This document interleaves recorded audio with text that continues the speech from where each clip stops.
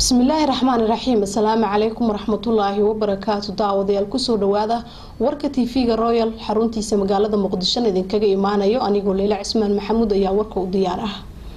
كالفريق لبعض برلمان كفدرال كصوماليا أو مانت اللجوء ذا إنه كدعو حرونت قلها الشعب مجالة مقدشة يد بدع كيمد إذا دين عكلنا مدنيال كترسم برلمان كصوماليا أي مانت سوى نوجهلين سعر برا كتاجا سوق يد مجالة مقدشة محمد إبراهيم جابو أي وركاني فاهينيا كالفريق لبعض فريقيسي لبعض أو مانت اللجوء ذا إنه كقبص محرونت قلها الشعب أي مانت وحى كيمد هكذا kadib markii kooramka loogu talagalay inuu ka furmo kalfadhigaasi ay gaari waayeen intii loogu talagalay kooramka ayaa maanta waxaa soo xaadiray xildhibaano gaaraya 127 xildhibaan sidaas darteedna ay baaqasho ku timid kalfadhigaasi waxaan idinkaadinayaa waqtiga dheer ee uu qaatay fadhiga in la furo ama in la colaadiyo inuu furi waayo waxaan si gaara uga mahadcelinayaa xildhibaanada waqtiga hore ee waqtiga ku doonay dibin mahad gaara ayaan u celinayaa xildhibaan walbana waqtiga uu soo xaadiro waa ay qoran tahay saad la socotaan xildhibaanadu waa joogaan magaalada waana magaalada waa u leeyahay in badan oo magaalada joogtay weliba qaarkood aan magaalada ka tegin waqtigii ka saxaxaay oo dhan ayaana soo xaadiray arrinkaas arrin waajibka iyo mas-uuliyadda saaran ay isqaadi karaan ma aha waxaa weeye maalinka berrinta ah hadduu ilaahay yidhaahdo ayaanu qabanaynaa waaranku ilaa hadda 127 ayuu dhaafi la-yahay saacadduna waa 6 saac 12 duhurnimo oo 20 hadduu ilaahay yidhaahdo berrinta ugu yaraan qayb kamida waxaanu ka hadli doonaa tallaabooyinka aynu ka qaadayno xildhibaanada magaalada jooga ee aan soo xaadiraynin iyo kuwa fasax la-aan maqan waad mahadsantihiin fadhigii maanta waa inoo qarsooni waayey shalay ay ahayd markii uu gudoomiyaha baarlamaanka Soomaaliya Professor Maxamed Cismaan Jawaari uu sheegay in xildhibaankii ka baaqday kulanka baarlamaanka lala xisaabtami doono isagoon soo gudbin wax cudurdaar ah in sagaalka halka la joogay ahayd ilaa haddana la sugay koorab inuu soo buuxsamo sida ma qurux badna xildhibaankan uma fiicna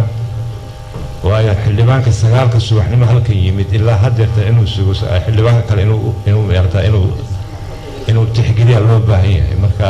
wixii maanta ka dambeeya arrimaha noocan oo kale ay soo daahidii saacaddu aan la ilaalin si adag ayaan ula xisaabtami doonaa ha noqoto xag maaliyadeed ha noqoto xag alishax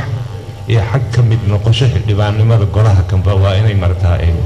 mas-uuliyaddiisa qof walba uu qaada xildhibaannimada waxaan usoo doonanay in xilkayaga shacbiga aan u gudano dhanka kale waxaa weli wax isbedel aan ku imaanin maciishada gudaha magaalada Muqdisho ayadana shacabka ku dhaqan gudaha magaalada Muqdisho ay aad uga dhibayeen arrintaasi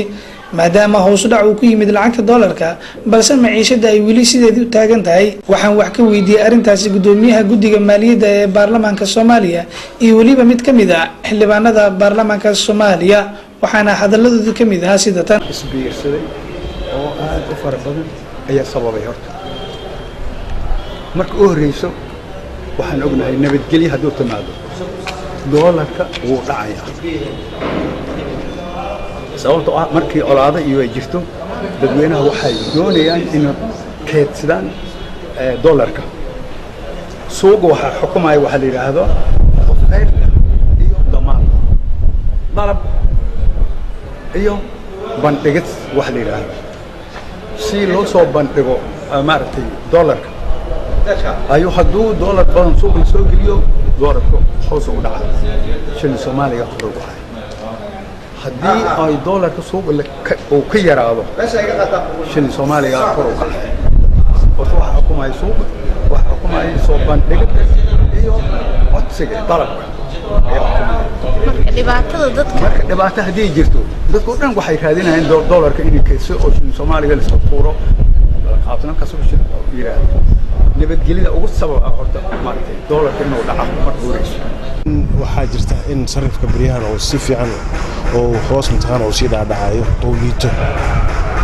kulli anaga ka baarlamaan ahaan insha Allah waa gudbin doonaa waxaan insha Allah aan la hadli doonaa guddiga u qaabsan xagga dhaqaalaha sidii xukuumadda ay imtixaan ugu gudbin lahaayeen ayna u noqon lahayd wixii maaragtay howl oo iska cad waayo dhibaato way qof islaan saakay suuqa wax geysatay imtixaan dhahaysa maanta wax un suuqaas imtixaan wax ilaahay ha kaaga soo sahlo dhibaato ayay keenaysaa maayo shalay sicirkay ku gadaysa maanta imtixaan kuma gadi karto maxamed ibraahim gaabo TV-ga caalamiga ee Royal xarunta golaha shacabka Muqdisho.